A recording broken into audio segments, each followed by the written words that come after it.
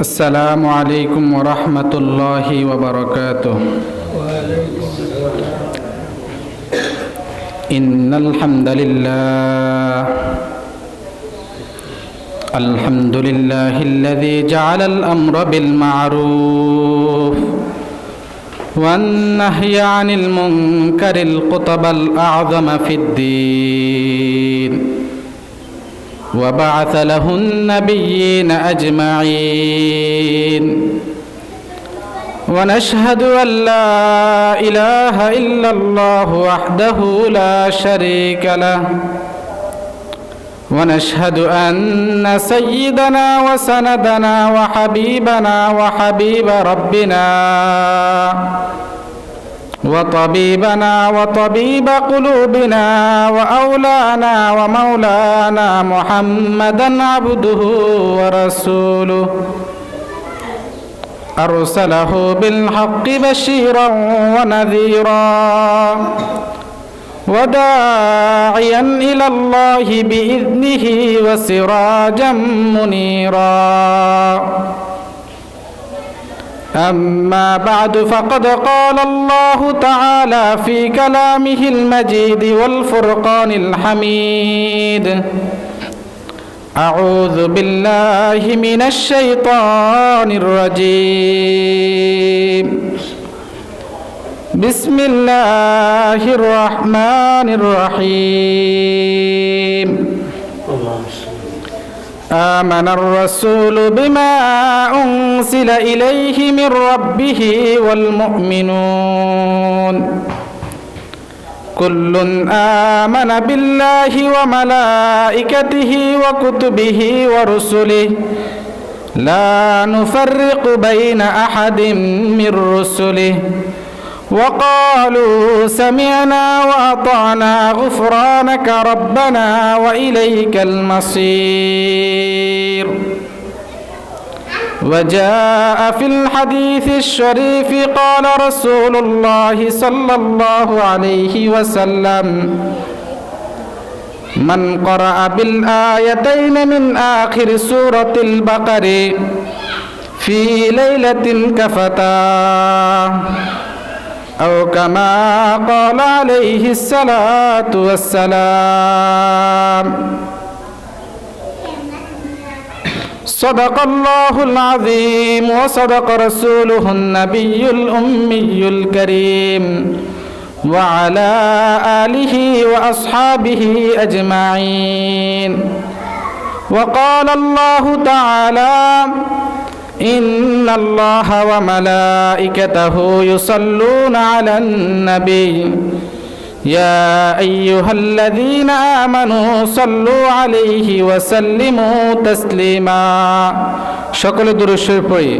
اللهم صل على محمد وعلى آل محمد كما صليت على إبراهيم وعلى آل إبراهيم إنك حميد مجيد.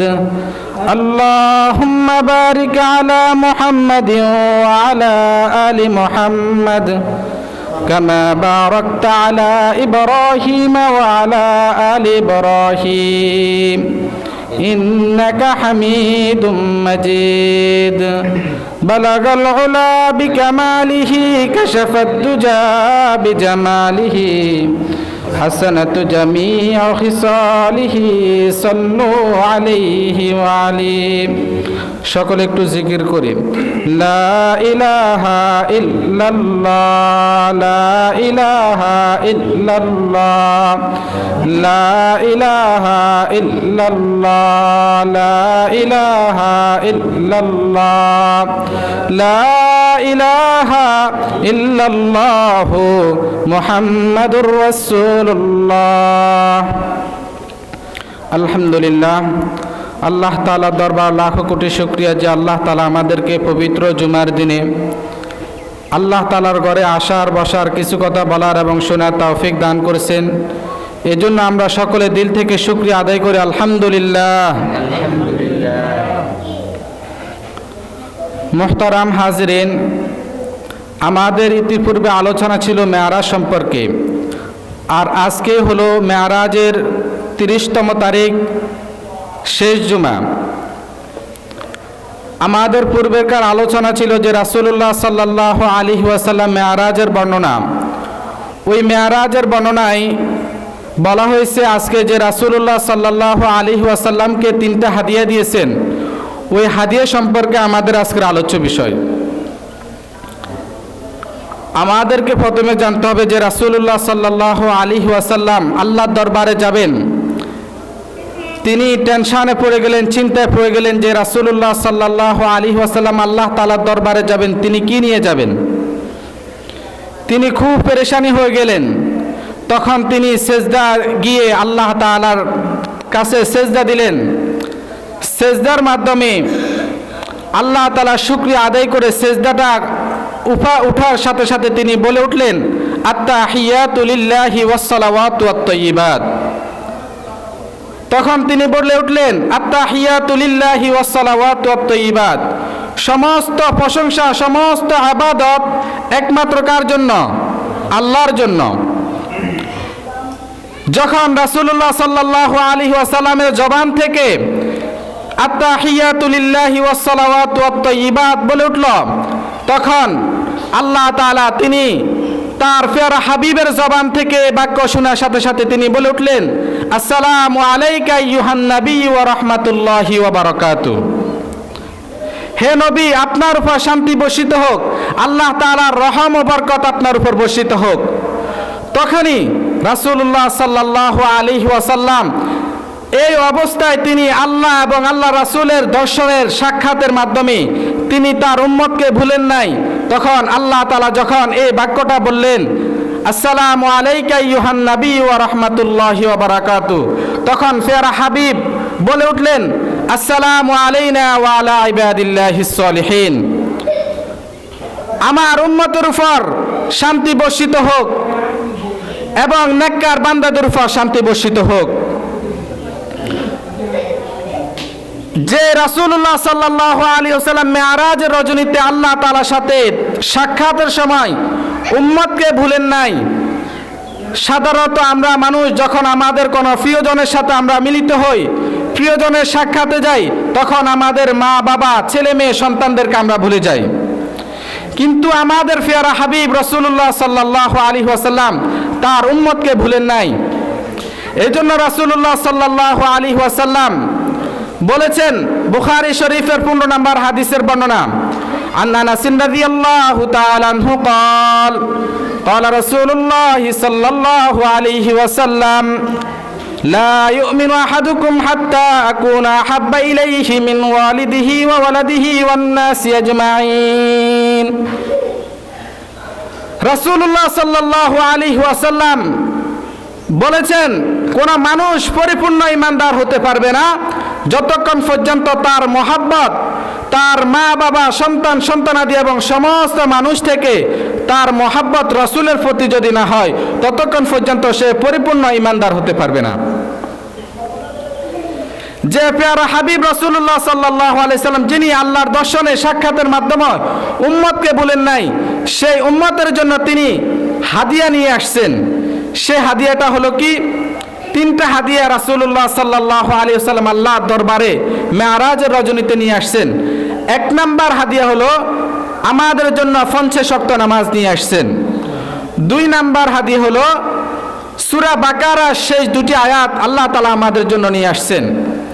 3 number হাদিয়া হলো যে রাসূলুল্লাহ সাল্লাল্লাহু আলাইহি ওয়াসাল্লাম কাফের মুশরিক ব্যতীত এই উম্মতের সকলের জন্য ক্ষমার ঘোষণা নিয়ে আসছেন। সুবহানাল্লাহ।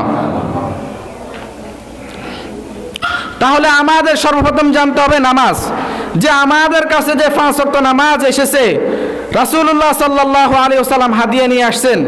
রাসূলুল্লাহ সাল্লাল্লাহু আলাইহি ওয়াসাল্লাম আসমান থেকে যখন জমিনের দিকে নেমে আসবেন, এমন সময় তিনি আসার পথে 7ম আসমানে হযরত ইব্রাহিম আলাইহিস সালামের সাথে সাক্ষাৎ হলো। ইব্রাহিম আলাইহিস সালাম রাসূলুল্লাহ সাল্লাল্লাহু আলাইহি ওয়াসাল্লামকে কোনো কিছু বললেন না।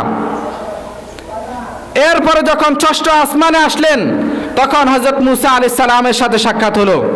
মুসা আলাইহিস সালাম বললেন, ইয়া রাসূলুল্লাহ, আপনি তো আল্লাহর দরবারে গেলেন, আপনি আপনার হাবিবের থেকে, আল্লাহ রাব্বুল আলামিন থেকে আপনি কি হাদিয়া নিয়ে আসছেন? তখন রাসূলুল্লাহ সাল্লাল্লাহু আলাইহি ওয়াসাল্লাম বললেন, আমাকে 50 ওয়াক্ত নামাজ দেওয়া হয়েছে আমার জন্য, আমার উম্মতের জন্য। তখন মূসা আলাইহিস সালাম বললেন, ইরজি ইলা রাব্বিক ফাসালহু তাখফিফা, আপনি আপনার রবের নিকট ফিরে যান, আপনি আপনার রবের নিকট ফিরে যান। কেন ফিরে যেতে? ফাসালহু তাখফিফা, আপনি আপনার উম্মতের জন্য কি করে আসেন? নামাজকে আরো সহজ করে নিয়ে আসেন। তখন রাসূলুল্লাহ সাল্লাল্লাহু আলাইহি ওয়াসাল্লাম হযরত মূসা আলাইহিস সালাম যখন বললেন, তখন তিনি আল্লাহ তাআলার দরবারে চলে গেলেন। এভাবে তিনি আল্লাহ তাআলার দরবারে 9 বার পর্যন্ত আল্লাহর দরবারে গেলেন। আল্লাহর দরবারে গেলেন 9 বার পর্যন্ত। 9 বারই আল্লাহ তাআলা তার উম্মতের জন্য 5 ওয়াক্ত করে 45 ওয়াক্ত নামাজ কমিয়ে দিলেন। এরপরে আবার আসলেন মূসা আলাইহিস সালামের সাথে আবার সাক্ষাৎ। মূসা আলাইহিস সালাম বললেন, আপনার উম্মত এই 5 ওয়াক্ত নামাজও পড়তে পারবে না। তখন মূসা আলাইহিস সালাম বললেন, ইয়া রাসূলুল্লাহ, রাসূলুল্লাহ সাল্লাল্লাহু আলাইহি ওয়াসাল্লাম বললেন, আমার লজ্জা বোধ করতেছে আমি আবার আল্লাহ তাআলার কাছে যেতে। যেহেতু আল্লাহ তাআলা 5 ওয়াক্ত করে নামাজকে কমিয়ে দিয়েছেন, এবার গেলে যে 5 সংখ্যা থেকে কমিয়ে দিবেন ওইরকম সংখ্যা তো আর নাই। তখন তিনি নিচের দিকে চলে আসলেন। আর মূসা আলাইহিস সালাম তার অভিজ্ঞতা ছিল যে তার উম্মতের উপর মাত্র 3 ওয়াক্ত নামাজ ফরজ করা হয়েছিল, তারা ওই 3 ওয়াক্ত নামাজ পড়তে পারে নাই। ওই 3 ওয়াক্ত নামাজ তাদের সকালবেলা 2 ওয়াক্ত নামাজ ফরজ ছিল, সকালবেলা মাত্র 2 রাকাত নামাজ ফরজ ছিল, দুপুরবেলা 2 রাকাত নামাজ ফরজ ছিল, বিকালবেলা মাত্র 2 রাকাত নামাজ ফরজ ছিল। এভাবে 6 রাকাত নামাজ ফরজ ছিল, তারা পড়তে পারে নাই। তখন রাসূলুল্লাহ সাল্লাল্লাহু আলাইহি ওয়াসাল্লাম তিনি উপরের দিকে যেতে লজ্জা বোধ করলেন। তখন রাসূলুল্লাহ সাল্লাল্লাহু আলাইহি সাল্লাম আল্লাহর দরবারে আর যান নাই। তখন গায়বীভাবে আল্লাহ তাআলার পক্ষ থেকে ঘোষণা নিয়ে আসলো জিবরাইল আমিন, লা ইউবাদদালুল কাউলু লাদাইয়া ওয়া মা আনা বিযাল্লামিল লিল আবিদ।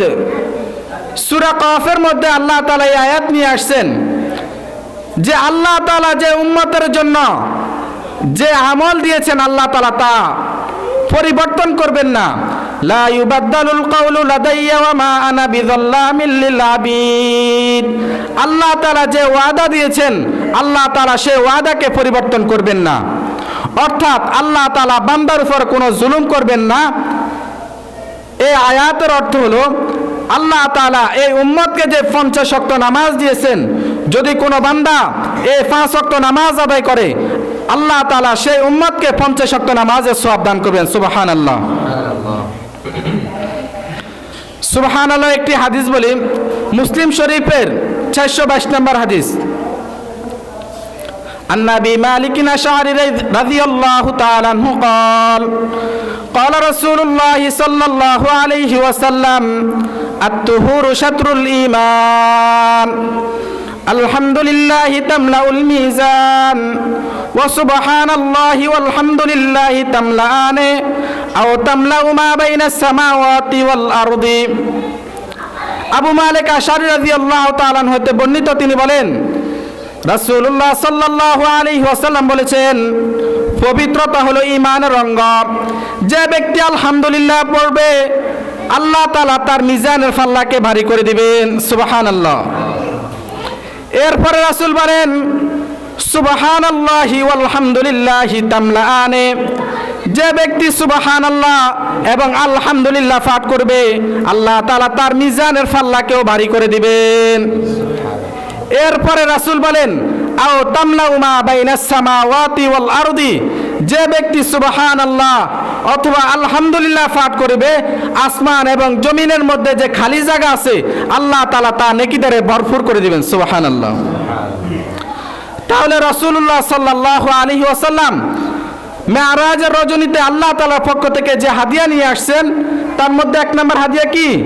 নামাজ। এরপরে রাসূলুল্লাহ সাল্লাল্লাহু আলাইহি ওয়াসাল্লাম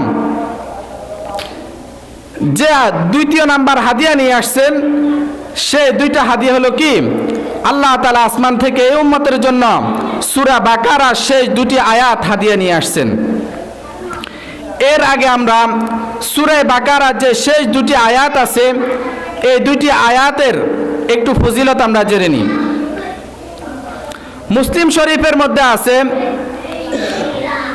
যে রাসূলুল্লাহ সাল্লাল্লাহু আলাইহি ওয়াসাল্লাম বর্ণনা করেন, আল্লাহ তাআলা এই উম্মতের জন্য সূরা বাকারার শেষ দুটি আয়াতের মধ্যে এমন একটি নূর দিয়েছেন যা পূর্বেরকার কোনো উম্মতকে দেওয়া হয় নাই। সুবহানাল্লাহ। এরপরে নুমান ইবনে বশির রাদিয়াল্লাহু তাআলা আনহু হতে বর্ণিত, এই হাদিসটি তিরমিজি শরীফের হাদিস। নুমান ইবনে বশির রাদিয়াল্লাহু তাআলা আনহু হতে বর্ণিত, তিনি বলেন রাসূলুল্লাহ সাল্লাল্লাহু আলাইহি ওয়াসাল্লাম বলিয়াছেন, আল্লাহ তাআলা সূরা বাকারার মধ্যে এই দুটি আয়াত আনার আগে তিনি 2000 বছর আগে এমন একটি কিতাব লিখেছেন, সেই কিতাব থেকে এমন দুইটি আয়াত নাজিল করেছেন যেটার মাধ্যমে সূরা বাকারাকে সমাপ্ত করা হয়েছে, সূরা বাকারাকে শেষ করা হয়েছে। ওই দুটি আয়াত যদি কোনো ব্যক্তি তার ঘরের মধ্যে 3 দিন যাবত পড়ে, তাহলে ওই ঘরের মধ্যে কোনো শয়তান প্রবেশ করতে পারবে না। সুবহানাল্লাহ। এরপরে বুখারী শরীফের 5009 নম্বর হাদিসের বর্ণনা, আবু মাসউদ রাদিয়াল্লাহু তাআলা আনহু হতে বর্ণিত,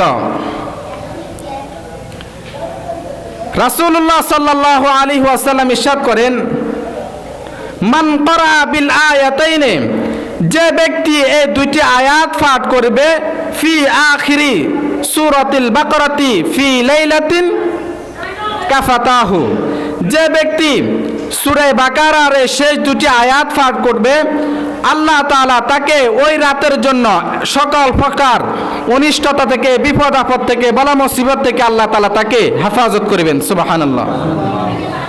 তাহলে ওই আয়াত আমাদের জন্য জানা দরকার আসেনি?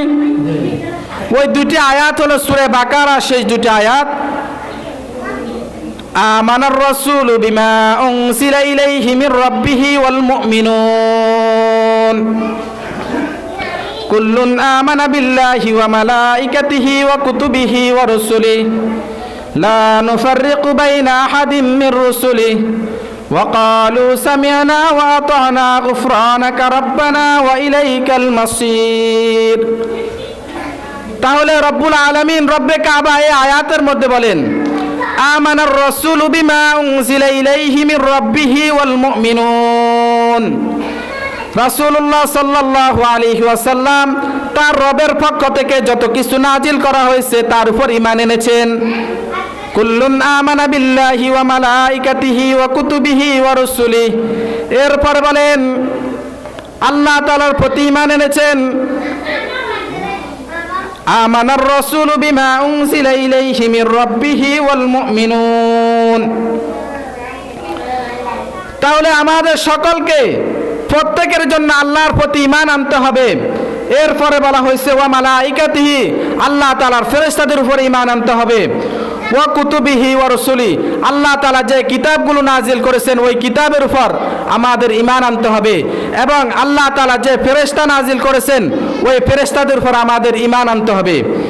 এরপরে আল্লাহ তাআলা বলেন লা নুফাররিকু বাইনা আহাদিম মির রুসুলিহি, আমরা আল্লাহ তাআলার কোনো পয়গম্বরের ব্যাপারে আমরা তারতম্য করি না, কোনো পার্থক্য করি না, কোনো তফাৎ করি না। এরপরে রব্বে কাবা বলেন ওয়া ক্বালু সামি'না ওয়া আতা'না গুফরানাকা রাব্বানা ওয়া ইলাইকাল মাসির, তারা বলে আমরা যা শুনেছি এবং তা মানলাম। গুফরানাকা রাব্বানা, হে আমাদের প্রতিপালক আপনি আমাদেরকে ক্ষমা করে দেন। ওয়া ইলাইকাল মাসির, আমরা আপনার নিকট ফিরে যেতে হবে। এরপর আল্লাহ তাআলা বলেন লা ইউকাল্লিফুল্লাহু নাফসান ইল্লা উসাহা লাহা মা কাসাবাত ওয়া আলাইহা মাকতাসাবাত, আল্লাহ তাআলা তার উম্মতের কারো উপরে কোনো জিনিস আল্লাহ তাআলা চাপিয়ে দেন না যা সে বহন করতে পারবে না। লাহা মা কাসাবাত ওয়া আলাইহা মাকতাসাবাত, মানুষ তাই পাবে যা সে উপার্জন করে। মানুষ যা উপার্জন করে আল্লাহ তাআলা তাকে তার বোঝাই দিবেন, অন্য কিছু আল্লাহ তাআলা তাকে চাপিয়ে দিবেন না। এরপরে আল্লাহ তাআলা বলেন, রব্বানা লা তুআখিযনা, আমরা যদি ভুলে যাই অথবা ভুল করে ফেলি, আল্লাহ আপনি আমাদেরকে ফাঁকড়া করবেন না, আমাদেরকে ধরবেন না।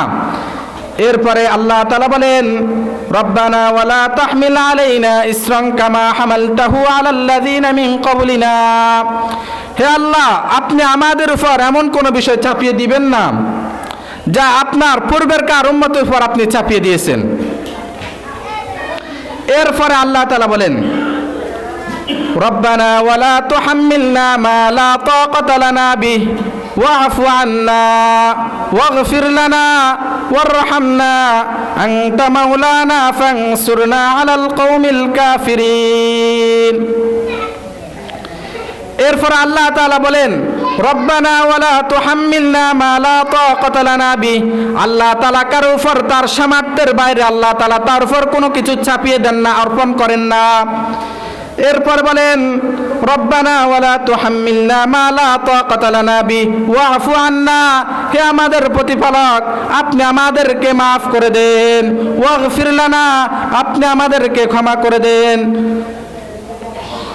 ওয়ারহামনা, আপনি আমাদের উপর রহম করেন, আনতা মাওলানা ফানসুরনা আলাল কওমিল কাফিরিন, হে আমাদের প্রতিপালক আপনি আমাদের মাওলা, আপনি আমাদের অভিভাবক, আপনি আমাদেরকে কাফিরদের উপর সাহায্য করেন। তাহলে আল্লাহ তাআলা যে দ্বিতীয় নাম্বার আমাদের জন্য হাদিয়া দিয়েছেন রাসূলুল্লাহ সাল্লাল্লাহু আলাইহি ওয়াসাল্লামের পক্ষ থেকে, সেই দ্বিতীয় নাম্বার হাদিয়া হলো কি? সূরা বাকারা শেষ দুটি আয়াত। এরপরে রাসূলুল্লাহ সাল্লাল্লাহু আলাইহি ওয়াসাল্লাম আমাদের জন্য যে তৃতীয় নাম্বার হাদিয়া নিয়ে আসছেন, সেই হাদিয়া হলো কাফের মুশরিক ব্যতীত আল্লাহ তাআলা এই উম্মতের সকলের জন্য ক্ষমার ঘোষণা নিয়ে আসছেন। সুবহানাল্লাহ। তাহলে আল্লাহ তাআলা এই দুনিয়ার মধ্যে যত মানুষ আছে, যত উম্মত আছে, উম্মতের মধ্যে যারা মুসলমান, আল্লাহ তাআলা তাদের সকলকে মাফ করে দিবেন। এরপর আল্লাহ তাআলা সকলকে জান্নাতে প্রবেশ করাবেন। আর এই উম্মতের মধ্যে যারা গুনাহ করে, কবিরা গুনাহ করে কবরের মধ্যে গিয়েছে, আল্লাহ তাআলা তাদেরকেও মাফ করে দিবেন। আল্লাহ তাআলা এই উম্মতকে কিভাবে ক্ষমা করবেন?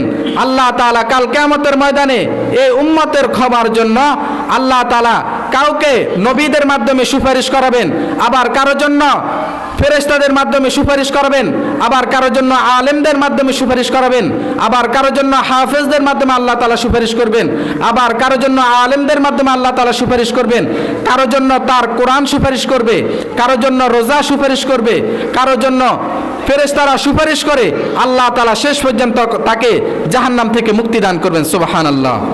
কিন্তু আল্লাহ তাআলা কোনো কাফের এবং কোনো মুশরিককে আল্লাহ তাআলা ক্ষমা করবেন না।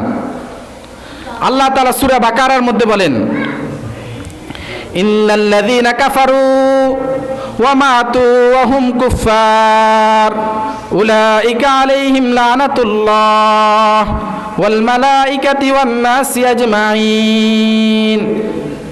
যারা আল্লাহ তাআলার সাথে কুফরি করেছে, আল্লাহ তাআলার নাজ নেয়ামতের অস্বীকার করেছে এবং কাফের অবস্থায় মৃত্যুবরণ করেছে, তাদের উপর আল্লাহর লানত, ফেরেশতাদেরও লানত এবং সমস্ত মানুষের লানত। আল্লাহ তাআলা তাদেরকে মাফ করবেন না। আল্লাহ তাআলা এই দুনিয়ার মধ্যে যত কিছু সৃষ্টি করেছেন, কাল কিয়ামতের ময়দানে এই ধন সম্পদ সব কিছু কেউ যদি একজন কাফেরের জন্য সুপারিশ করে, তারপর আল্লাহ তাআলা কারো সুপারিশ গ্রহণ করবেন না। এর বিপরীতে যদি কোনো ব্যক্তি 80 বছর 100 বছরে যদি কোনো কাফের একমাত্র আল্লাহ তাআলার উপর, একত্ববাদের উপর বিশ্বাস করে, আল্লাহ তাআলাকে এক জানে, রাসূলকে আল্লাহ তাআলার রাসূল হিসেবে মেনে নেয়, তাহলে সে যদি কোনো নেক আমল করতে নাও পারে, কাল কিয়ামতের ময়দানে সে জান্নাতের অধিবাসী হবে। সুবহানাল্লাহ। মুহতারাম হাজিরিন, যাই হোক, রাসূলুল্লাহ সাল্লাল্লাহু আলাইহি ওয়াসাল্লাম এই উম্মতের জন্য 3টি পুরস্কার নিয়ে আসছেন। এরপর রাসূলুল্লাহ সাল্লাল্লাহু আলাইহি ওয়াসাল্লাম আসতেছেন, তিনি সপ্তম আসমান থেকে নিচের দিকে আস্তে আস্তে নামতেছেন। এরপরে তিনি বুরাকের মাধ্যমে আল্লাহ তাআলা তাকে বাইতুল মুকাদ্দাসে নামিয়ে দিলেন জিবরাইল আমিনের মাধ্যমে। এরপরে জিবরাইল আমিন বাইতুল মুকাদ্দাস থেকে তাকে বাইতুল মুকাররমা অর্থাৎ বাইতুল্লাহ শরীফের মধ্যে তাকে নিয়ে আসলেন। এমন জায়গাতে নিয়ে আসলেন রাসূল সাল্লাল্লাহু আলাইহি ওয়াসাল্লাম যেখান থেকে গিয়েছেন অজু করে, ওই অজুর পানি যেখানে ছিল তাকে ওইখানে এমন অবস্থায় রেখে গেলেন। হাদিস শরীফের মধ্যে আছে যে রাসূলুল্লাহ সাল্লাল্লাহু আলাইহি ওয়াসাল্লাম যে মেরাজের রজনীতে ছিলেন, ওই মেরাজের রজনীতে রাতটা এত লম্বা ছিল যে মানুষ ঘুম থেকে উঠতেছে আবার ঘুম যাইতেছে, কিরে রাত হচ্ছে না কেন, রাত হচ্ছে না কেন। আল্লাহ তাআলা তার হাবিবকে জান্নাত জাহান্নাম দুনিয়ার আখিরাতের সব নাজ নেয়ামত সব কিছু দেখাইছেন মাত্র একটি রাতের মধ্যে। আল্লাহ তাআলা পূর্বেরকার এমনও উম্মত এই দুনিয়াতের মধ্যে ছিল যারা 309 বছর পর্যন্ত রাতের মধ্যে ঘুমিয়েও তাদের কাছে মনে হয়েছে মাত্র তারা একদিন অথবা একদিনের কিছু অংশ তারা ঘুমিয়েছে। আল্লাহ তাআলা সূরা কাফের মধ্যে আসহাবে কাফ সম্পর্কে বলেন, ওয়ালা বিসু ফি কাফিম সালাসামিয়াতিন সিনিনা ওয়াজদাদু তিসআ। আসহাবে কাফ যারা ছিল তারা 309 বছর পর্যন্ত একসাথে একটানা ঘুমিয়েছিল। এরপরে তাদের ওয়ালা বিসু ফি কাফিম সালাসামিয়াতিন সিনিনা ওয়াজদাদু তিসআ, এরপরে আল্লাহ তাআলা তাদের একে অপরকে জিজ্ঞাসা করতেছে, ক্বালা কাইলুম মিনহুম কাম লাবিসতুম ক্বালু লাবিসনা ইয়াওমান আও বা'যা ইয়াওম। তারা একে অপরকে বলতেছে তারা কতদিন ঘুমিয়েছিল। ক্বালা কাইলুম, তারা কিছু বলতেছে যে তারা এক রাত ঘুমিয়েছে, আবার কিছু বলতেছে যে আল্লাহ তাআলা তাদের এই রাতের ঘুমের ব্যাপার আল্লাহ তাআলা ভালো জানেন। তো আল্লাহ তাআলা এই উম্মতের মধ্যে এমন কিছু উম্মতকে আল্লাহ তাআলা দুনিয়াতে প্রেরণ করেছেন যে তারা এক রাতে তারা টানা 309 বছর পর্যন্ত ঘুমিয়েছেন। এরপরে রাসূলুল্লাহ সাল্লাল্লাহু আলাইহি ওয়াসাল্লাম সকাল করলেন। সকালবেলা তিনি মক্কার মানুষদেরকে বলতেছেন যে তিনি গতকাল রাত্রে আল্লাহ তাআলার সাথে সাক্ষাৎ করে আসলেন, বাইতুল মুকাদ্দাসের মাধ্যমে সফর করলেন, আল্লাহ তাআলার সাথে সাক্ষাৎ করলেন, জান্নাত জাহান্নাম সব কিছু দেখতেছেন। তখন কাফের মুশরিকরা রাসূলুল্লাহ সাল্লাল্লাহু আলাইহি ওয়াসাল্লামের এইসব বাক্য শোনার সাথে সাথে তারা হাতের তালি দিয়ে রাসূল সাল্লাল্লাহু আলাইহি সাল্লামকে তুচ্ছ তাচ্ছিল্য করতেছে। তখন রাসূলুল্লাহ সাল্লাল্লাহু আলাইহি ওয়াসাল্লামের বন্ধু আবু বকর রাদিয়াল্লাহু তাআলা আনহুকে রাসূলুল্লাহ সাল্লাল্লাহু আলাইহি ওয়াসাল্লামের সামনে হেয় প্রতিপন্ন করার জন্য বললেন যে আপনার বন্ধু কি বলতেছে, সে এক রাতের মধ্যে আল্লাহর সাথে সাক্ষাৎ করছে, জান্নাত জাহান্নাম সব কিছু দেখেছে, এটা কিভাবে সম্ভব। তখন রাসূলুল্লাহ সাল্লাল্লাহু আলাইহি ওয়াসাল্লামের যে কথাগুলো বলেছেন কাফের মুশরিকদেরকে আবু বকর রাদিয়াল্লাহু তাআলা আনহু বললেন, যদি রাসূলুল্লাহ সাল্লাল্লাহু আলাইহি ওয়াসাল্লাম এসব কথা বলে থাকেন তাহলে আসমান জমিন পরিবর্তন হতে পারে, জমিন পরিবর্তন হতে পারে, কিন্তু রাসূলের কথার মধ্যে কোনো পরিবর্তন নাই। আল্লাহর কসম করে বলছি, যদি রাসূল এই কথা বলে থাকে অবশ্যই তিনি এই রাতের মধ্যে মেরাজ করেছেন। সুবহানাল্লাহ। ওইখান থেকে হযরত আবু বকর রাদিয়াল্লাহু তাআলা আনহুকে আবু বকর সিদ্দিক অর্থাৎ রাসূলের এই কথাকে তিনি সত্যায়ন করেছেন, সত্য বলছেন, ওই হিসাবে আবু বকর সিদ্দিক বলা হয়। তো রাসূলুল্লাহ সাল্লাল্লাহু আলাইহি ওয়াসাল্লামের মেরাজের রজনীটা এমন ছিল যে আবু বকর রাদিয়াল্লাহু তাআলা আনহু এর মাধ্যমে তখন মক্কার মুশরিক কাফের সকলের কাছে এই বিষয়টা পরিষ্কার হয়ে গেল যে রাসূলুল্লাহ সাল্লাল্লাহু আলাইহি ওয়াসাল্লাম যে মেরাজের রজনীতে মেরাজ করেছেন এটা সত্য। আল্লাহ তাআলা আয়াতের মাধ্যমে বলে দিয়েছেন, সুবহানাল্লাযী আসরা বিআবদিহি লাইলাম মিনাল মাসজিদিল হারাম ইলাল মাসজিদিল আকসাল্লাযী বারাকনা হাওলাহু লিনুরিয়াহু মিন আয়াতিনা ইন্নাহু হুয়াস সামিউল বাসীর। এই আয়াতের মাধ্যমে এই আয়াতের তাফসীরও করা হয়েছে মেরাজের রজনীতে। তো এই আয়াতের মাধ্যমে আল্লাহ তাআলা তার উম্মতকে যে রাসূলুল্লাহ সাল্লাল্লাহু আলাইহি ওয়াসাল্লাম মেরাজ করেছেন, এই আয়াতের মাধ্যমে কোরআন দ্বারা সুস্পষ্ট হয়ে যায় যে রাসূলের মেরাজ সত্য। আল্লাহ তাআলা আমাদেরকে যে কথাগুলো শুনেছি আল্লাহ তাআলা আমাদের সকলকে আমল করার তৌফিক দান করেন। ওয়া আখির দাওয়ানা আলহামদুলিল্লাহি রাব্বিল আলামিন।